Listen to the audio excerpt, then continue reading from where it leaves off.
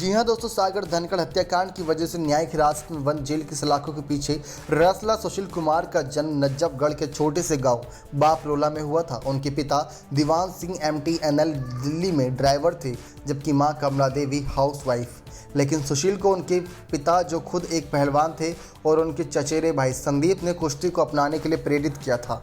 संदीप ने बाद में सभी खेलों को खेलना बंद कर दिया था और कुश्ती से भी मुंह मोड़ लिया था, क्योंकि परिवार की हालत ऐसी नहीं थी कि एक ही परिवार से दो पहलवान इतनी अच्छी खुराक के साथ आगे जा सकें। ऐसे में उन्होंने सुशील को आगे भेजने का फैसला किया। अब सुशील को डिब्बा बंद दूध, घी और ताज़ी सब्जियां दी जाती थी ताकि वह और ताकतवर बन सके और रेसलिंग में अपना नाम कमाए।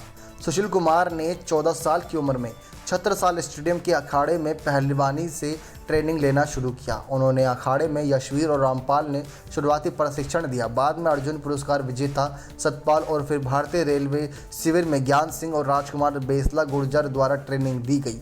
अब फ्री स्टाइल कुश्ती में स्विच करने के बाद सुशील को पहली सफलता 1998 में विश्व कैडेट खेलों में मिली, जहां उन्होंने अपने भार वर्ग में गोल्ड मेडल जीता। इसके बाद 2000 में एशियाई जूनियर कुश्ती चैंपियनशिप में गोल्ड मेडल जीता।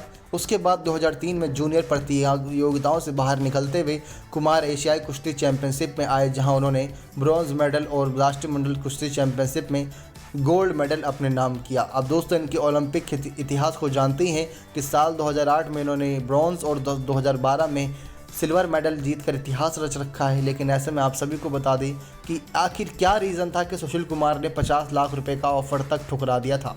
आप सभी को बता दें कि सागर धनखड़ हत्याकांड केस के दौरान ये बातें भी सामने आई थी कि सुशील कुमार काफ़ी नशा करने लगे थे और शराब की हालत पे बहुत ज़्यादा रहते थे, बहुत ज़्यादा नशा करते थे, शराब पीते थे।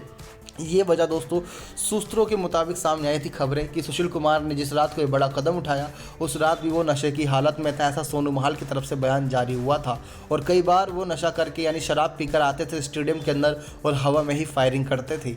तो इसी वजह से कई लोगों ने ये भी बातें कही कि सुशील कुमार दोहरी ज़िंदगी जी रहे थे।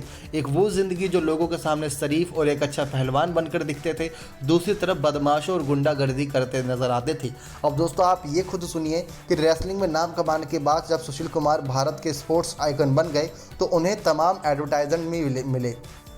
वे कई मशहूर कंपनियों का ऐड करते नजर आए थे। हालांकि इस बीच उन्हें एक शराब कंपनी का ऐड करना था, जिसके लिए उन्हें 50 लाख रुपए भी मिलने थे, मगर पहलवान ने उसे ये कहते हुए ठुकरा दिया कि वे अल्कोहल का प्रचार नहीं करेंगे, इससे युवाओं पर बुरा असर पड़ता है।